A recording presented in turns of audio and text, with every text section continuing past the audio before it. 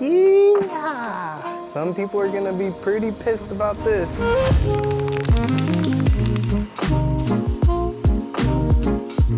Hello, welcome to a cold, rainy day here at the stable. And yes, down here in Arizona, 50 degrees is considered cold. I know you Canadian viewers are disagreeing right now. In the last video, we ran into a bit of an issue where we couldn't bolt down the Explorer rear end. Well, that might be a problem. Duh, the stock U-bolts and plates weren't gonna work. So that's where these come into play. These are the U-bolts and plates that I picked off of an Explorer. And yes, I apologize, I went to the scrapyard without bringing you guys with me. But hey, check it out. We now have some U-bolts that actually work. Let's get this installed. There we go. Yes, indeed. Now we're securely sitting on that leaf spring. Also, I wanted to mention that grabbing the U-bolts from the junkyard was not my idea. I was gonna purchase them online, which would have ran me $100 to $200. But then one of you guys commented that I should just snag one of these off of the Explorer that we took the axle from. Duh, that makes so much sense. So now we're in $37 for these U-bolts and plates. And thank you, because you saved me a couple bucks. Yeah, the axle is now fully secured. We're good to go. Pop this guy in.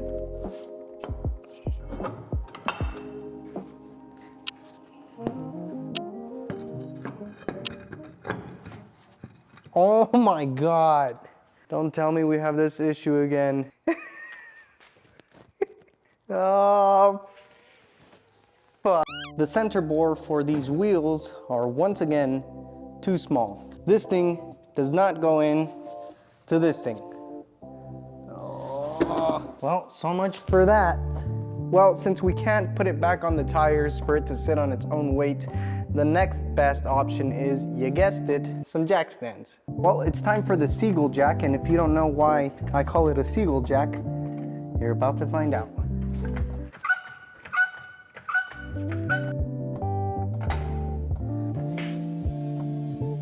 That looks fairly leveled to me. Alrighty folks, the car is roughly leveled, so that means we can now get to the fun part, which reminds me I have something exciting to show you guys. We now have a transmission. Kinda. It's more of a T5 jigsaw puzzle that we have to put together. This transmission is a 5-speed out of a Fox body Mustang that will directly bolt up to our Explorer engine. The awesome thing about this is that we don't need to rebuild the transmission right at this moment. We could just use the housing and the casings in order to get all of our measurements and angles right. We'll worry about the internals later on. But if you guys want a rebuild video, let me know down in the comments. I myself have not rebuilt a manual transmission before, or any transmission for that matter. Oh my God, there's so much pieces.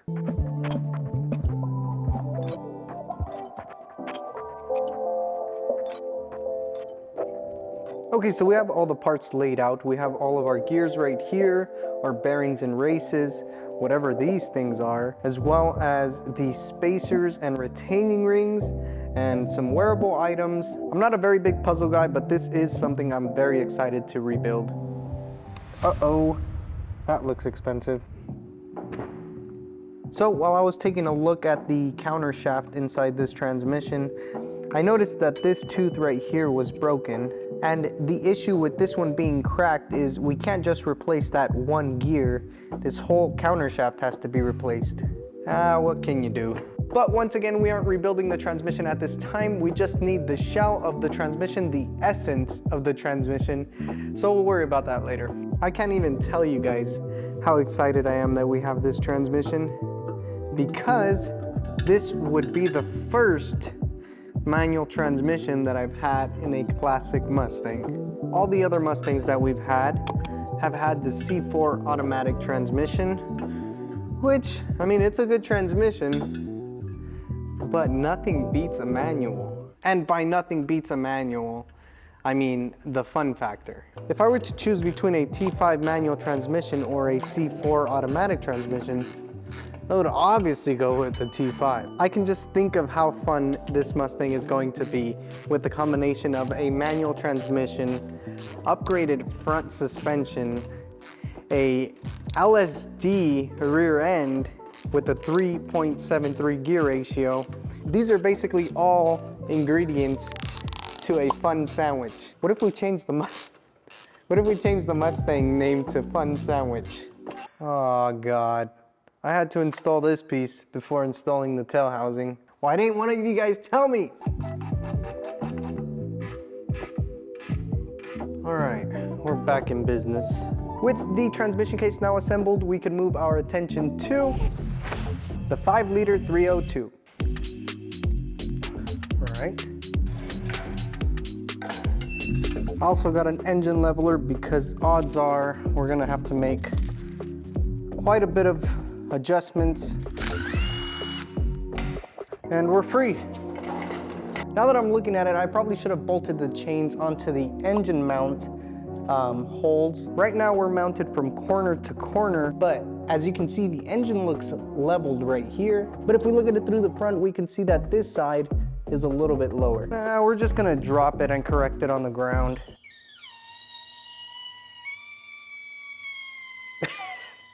So now you can better see what I mean. I'm bolted down both of the chains to the engine mount points. So I feel like that would give us a better balance. Okay, I think that should balance it better. Okay, I like that. Oh my God, this is gonna take a while.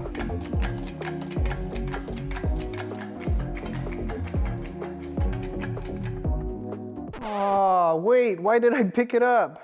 I gotta put the transmission on it. Back down it goes. This is the game we call, how heavy is this transmission? I mean, it doesn't have any of the guts inside of it.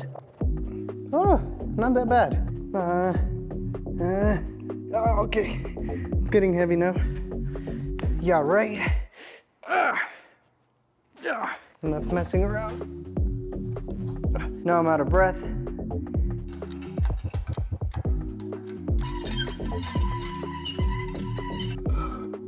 Now it's time for you to mate. Let's give it a little bit of... Okay, attempt number 2.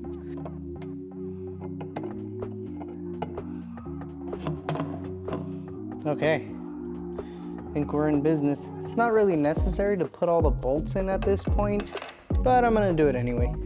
Alrighty folks, the T5 and the 5.0 are now mated. Let's stick it in the Mustang. Now with the transmission bolted on, the engine should tilt back quite a bit.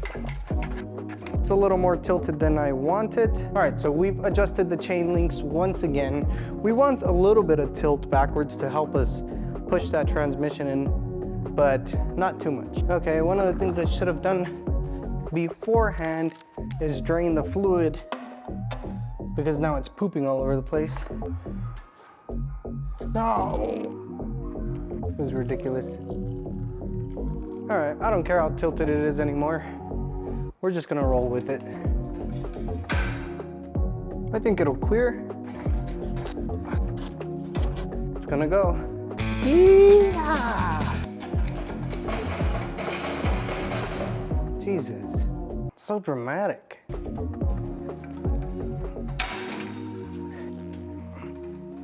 Yes, sir, we're getting close. Okay, we're going down just a tiny bit. It's almost sliding into place. So taking a look at the underside of the car, this is the tail house of the T5 transmission. I put a block of wood under there so it'll help it slide, and then we'll pick it up with a jack once it's in. Going down a little bit. That 2x4 is working beautifully. Okay, so we now introduce the jack. So I want to put the tail end of the axle housing on the jack.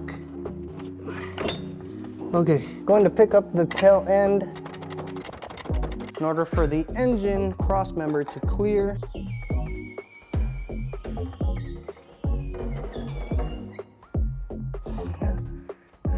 As you guys can see, the engine and transmission are now in the car. It is currently sitting around 5 inches back from where the stock engine location was, as well as sitting a couple inches lower. So that in turn is going to help us a lot with the center of gravity. And even the shifter location is right where we need it to be. Although this would be the ideal location where I would want to leave the engine, there are some limitations, such as the steering rack. The rack and pinion bolts directly onto the cross member using these mounting holes right here. And with with the engine sitting so low, the bottom of the oil pan will come into contact with it. So the engine will for sure need to come up a bit. Also, shout out to my boy Ryan Macy for this episode's coffee. Okay, that side is in. Okay, serious clearance issues here. That's not gonna work. So we've hit a bit of a roadblock because in order to clear that rack and pinion, we have to move the engine up. But in order to move the engine up, we have to move it forward and up, which we are trying to keep the engine as low and as far back as possible. So we have two options. One, we raise the engine and push it forward.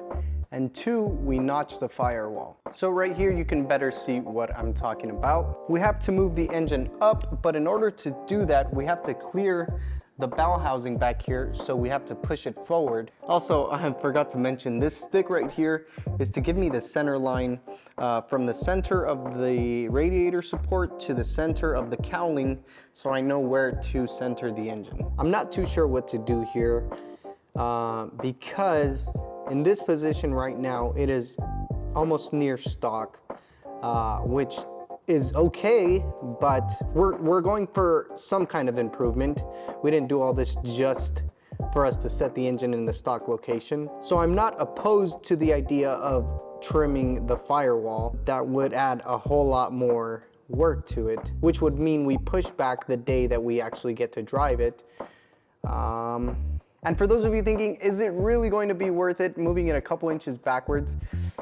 I don't know, but we are going to find out. And if we've already gone through all the trouble installing the Mustang 2 suspension and the Explorer differential, what's a little bit more trimming? All right, so after spending the rest of the day busting my brain and thinking about all of the possible options we have finally come to a decision. I'll explain what option we chose and why we're going with that option.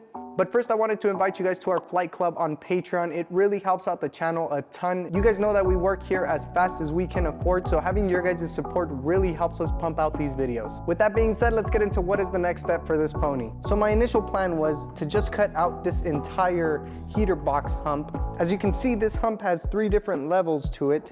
This initial one, then it goes up, and then it goes up again. So if I wanted to move the engine back enough where this valve cover was just about to hit this firewall, on this side, we would already be hitting it. So if we get rid of this hump right here and make it the same level as this side of the firewall, then we should be able to push the engine back evenly. I hope that made sense, but we've just been spending too much time and brain power on planning the attack instead of actually doing it. And yes, cutting that out will permanently stop us from using a heater in the future, but who needs a heater when you're having fun? All right, as you can see, this is where the firewall is interfering with the bell housing. So we're gonna start with baby steps and cut the bell housing portion out first, back the engine in and see how we like it. I'm going to lay this tape about 1/2 inch off of the top of the bell housing, and then we could go from there. Engine out time.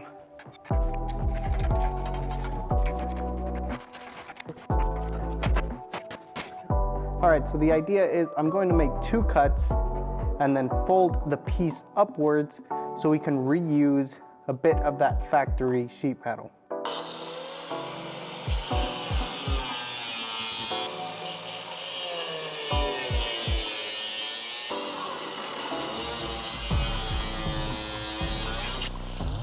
Screw it, we're just gonna cut the entire piece off.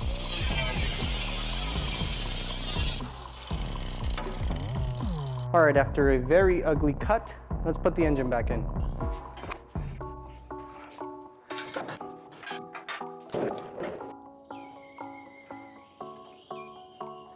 Okay, after a lot of hustling and tussling, the engine is now in. As you can see, the bell housing has now been a little bit sucked into the firewall, but we can't go any further back because as you can see, the passenger side valve cover is already hitting the firewall. But one thing that I'm noticing, just with the initial cut that we made, the oil pan is almost clear of the rack and pinion.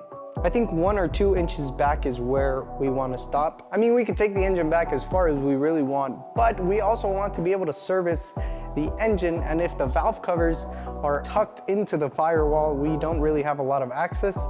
So we're trying to find that fine line. I'm only going to cut little pieces at a time. Engine out, part 2.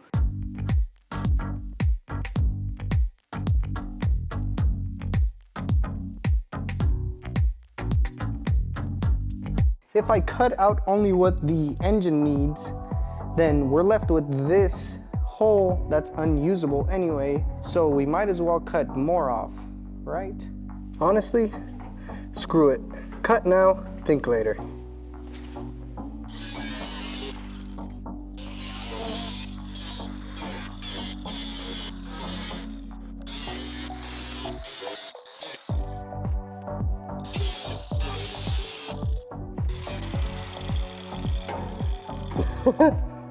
We've really hacked it up now, huh? Some people are gonna be pretty pissed about this. And for those of you who are thinking, dear God, poor Mustang, well, you should go watch the project reveal for this car. Then you will see that the next place that this car was headed was to the crusher. We're going to weld in this license plate in place of what we cut out. I'm just kidding, relax, it's a joke. This might make me sound old, but they just don't make them how they used to. We're going to be slapping in some real steel in here just to ensure we get some of that rigidity back. But first we have to tango with the engine and get it back in the car. All right, so the engine is in place once again, but we are about 1 inch away from the firewall on this side and about ½ an inch until we are completely off of the rack and pinion. So I think I'm gonna try to push this another ½ inch. And the way I'm gonna do that is make a cut right here and peel it up like an onion and see if that gets us the ½ inch that we want. I'm not even gonna remove the engine for this.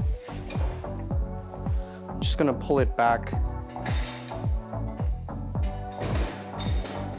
And since the engine has no intake, just gonna cover it up so we don't get any schmutz in there.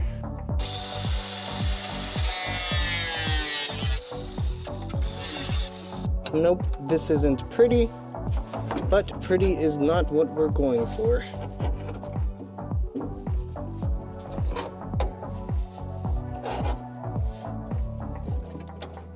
Nice. Like the onion we were talking about. Right, with that thing peeled back. Oh. Wow, we are just barely clearing the head on there, as well as the valve cover. The shifter housing did move back on us a bit, but we'll address that later. The engine is now where I presume will be the final location. We did manage to clear the steering rack, which in turn allowed us to lower the engine about another inch. As of right now, we are about 5 or 6 inches further back than what the stock engine location was, which means we shifted about 600 to 700 pounds of weight towards the center of the car, so it will help our center of gravity. How much? I don't know yet. We still have to shift the battery to the rear. Also, check these out. In the next video, we will get into welding this motor in place as well as trimming up those engine mount brackets to make everything work. I don't know, guys, have we gone too far? Is there such thing as going too far on a custom build? I don't think so. Let me know what you guys think. Other than that, thank you guys for watching, and we will continue this on the next video. So what do you think about what we did to the Mustang? Are you mad that we cut it? No. Why?